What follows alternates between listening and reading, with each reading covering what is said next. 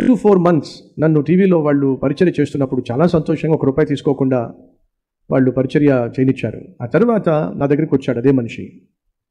వచ్చి ఒక మాట అన్నాడు, బ్రదర్ మీ వయసు ఎంత, మీ పేరెంట్స్ ఎక్కడ ఉంటారు అని అడిగారు. నా వయసుతో నా పేరెంట్స్తో మీకేంటి సంబంధం, మీకేం అవసరం అని చెప్పన్నాను.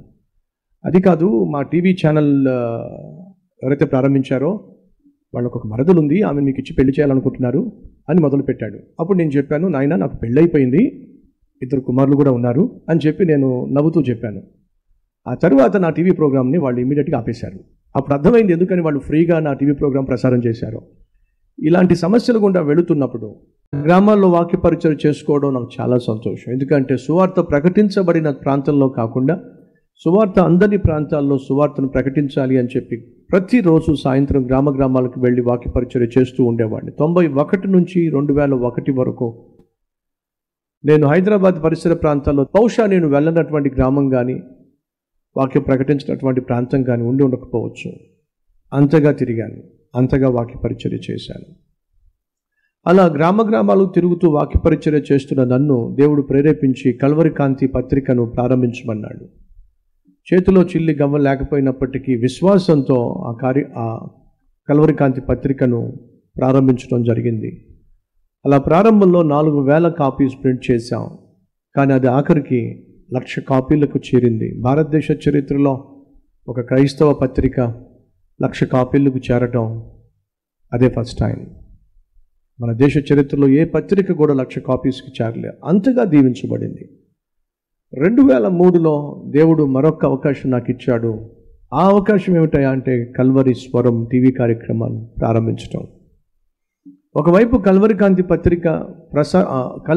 పత్రికను ప్రింట్ చేయడానికి నానా తిప్పలు పడుతున్నప్పుడు ఒక సహోదరుడు మన కల్వరి ఆఫీస్కి వచ్చాడు. వచ్చి, అయ్యా టీవీ కార్యక్రమాల్లో మీరు వాక్య పరిచర్య చేయాలి, వాక్యాన్ని చెప్పే ధన్యతనిచ్చాడు, కాబట్టి మీరు టీవీలో వాక్య పరిచర్య చేయండి అని చెప్పానంటే నేను చెప్పాను, క్షమించండి, నేను టీవీలో వాక్య పరిచర్య చేసేటటువంటి స్తోమత కానీ ఆధిక్యత కానీ నాకు లేదు అని చెప్పి నేను ఆ రోజుల్లో బలంగా వాడబడుతున్నటువంటి రేడియోలో వాక్య పరిచర్య చేస్తున్నటువంటి పెద్ద వారందరి పేర్లు ఇచ్చాను. ఆ పేర్లన్నీ అతను రాసుకున్నాడు.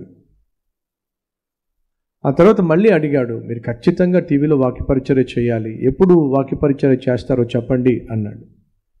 అప్పుడు నేను చెప్పాను, నేను అంటున్నాను కదా అండి, నేను టీవీలో వాక్య పరిచర్య చేయడానికి నా దగ్గర ఆర్థిక స్తోమత లేదు, అంత ఆధిక్యత నాకు లేదు, దయచేసి టీవీ పరిచర్య గురించి నన్ను అడగండి, నా దగ్గర ఆ స్తోమత లేదు, నాకున్నది ఒక చిన్న గుంపు, నేను ప్రకటించిన వాక్యంలో రక్షించబడ్డారో ఆ చిన్న యవనస్తుల గుంపుతోనే నేను సేవ చేస్తూ ఉన్నాను. అప్పుడు దాని పేరు Calvary youth mission. Earlier it was Calvary youth in action, ఆ తర్వాత కల్వరి యూత్ మిషన్ అనే పేరు పెట్టాను.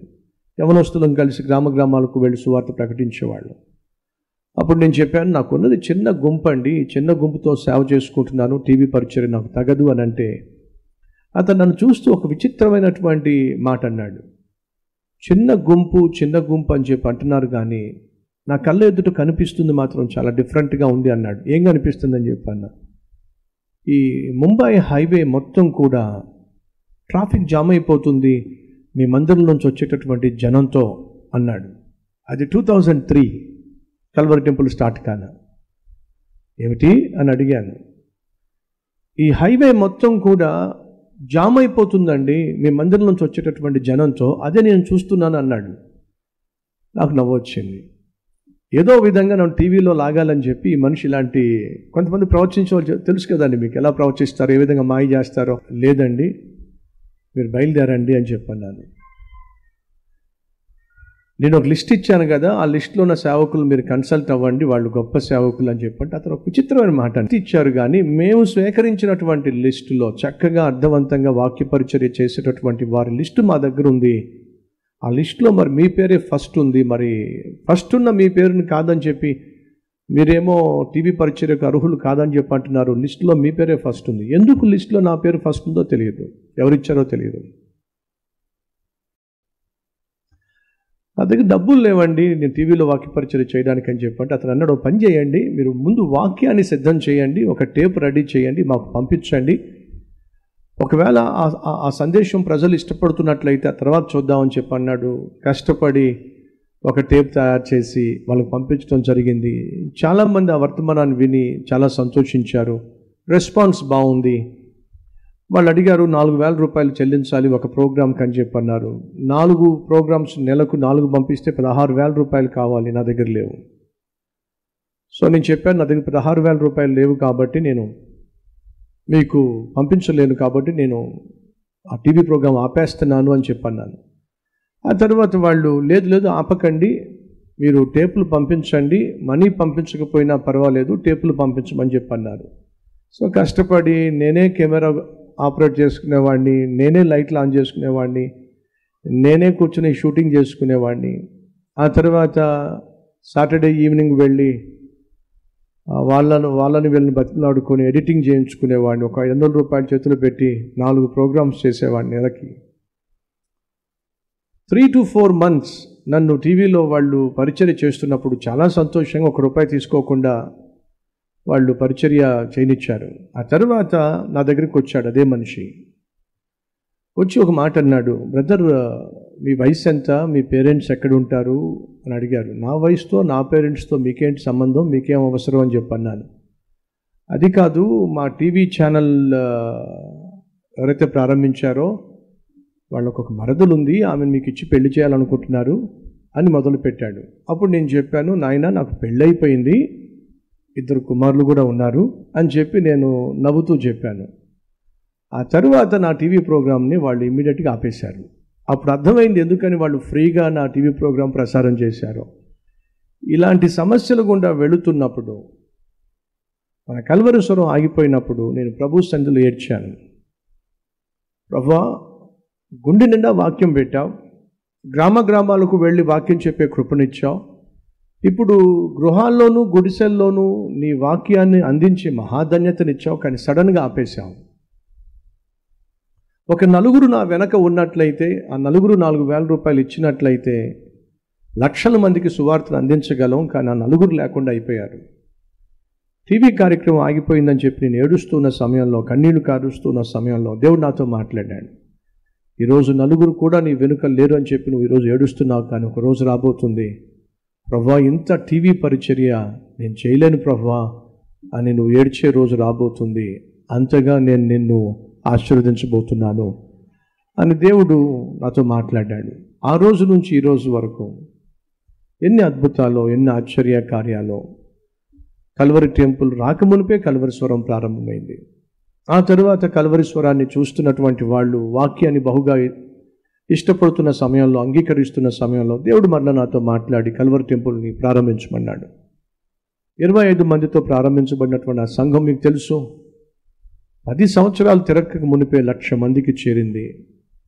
క్రైస్తవ్యం పుట్టిన నాటి నుండి గత 2,000 సంవత్సరాలుగా భూమి మీద ఎన్నో సంఘాలు, ఎన్నో సంస్థలు, గొప్ప గొప్ప సేవకులు దేవుని చేత వాడబడ్డారు.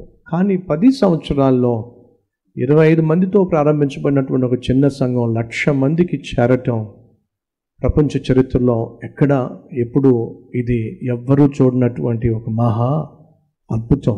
ఆ అద్భుతాన్ని దేవుడు ఎందుకో మన కల్వరి టెంపుల్లో చేయడానికి, మనందరికీ చూపడానికి, ఆ సంఘంలో సభ్యులుగా దేవుణ్ణి మహింపరచడానికి దేవుడు మనకు గొప్ప ఆధిక్యతనిచ్చాడు.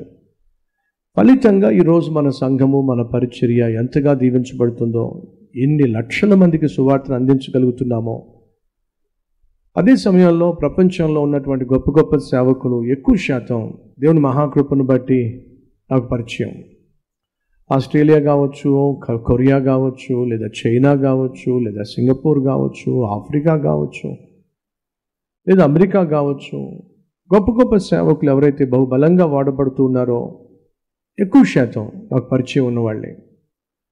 ఎందుకు ఈ మాట నేను మీతో పంచుకుంటున్నానంటే, వీళ్ళందరూ కూడా నాకు పరిచయం ఉన్నప్పటికీ కూడా ఏ సేవకుడు ప్రతి నెల 650 టీవీ కార్యక్రమాలు, శాటిలైట్ టీవీ కార్యక్రమాలు ఇప్పటి వరకు ఏ దేశంలో కూడా ప్రసారం కావట్లేదు. అది మన దేశంలో, మన కల్వరి టెంపుల్లో మీ సహాయంతో సాధ్యమైంది. అదే సమయంలో నాకు ఒక బాధ్యతనిచ్చాడు. నశించిపోతున్న వారికి క్రీస్తును పరిచయం చేసే బాధ్యత. ఒకవేళ నేను కానీ ఆ యేసుక్రీస్తుని గూర్చి లోకానికి చెప్పకపోతే, తెలియచేయకపోతే ఆయన చేసిన త్యాగం అంతా కూడా వేస్ట్ అయిపోతుంది కదా అని ఆలోచన చేసి భారంతో, బాధ్యతతో రాబోయే రోజుల్లో మరింతగా సువార్త ప్రకటించడానికి మనలో ప్రతి ఒక్కరూ కంకణం కట్టుకున్నట్లయితే ఎంత బాగుంటుంది.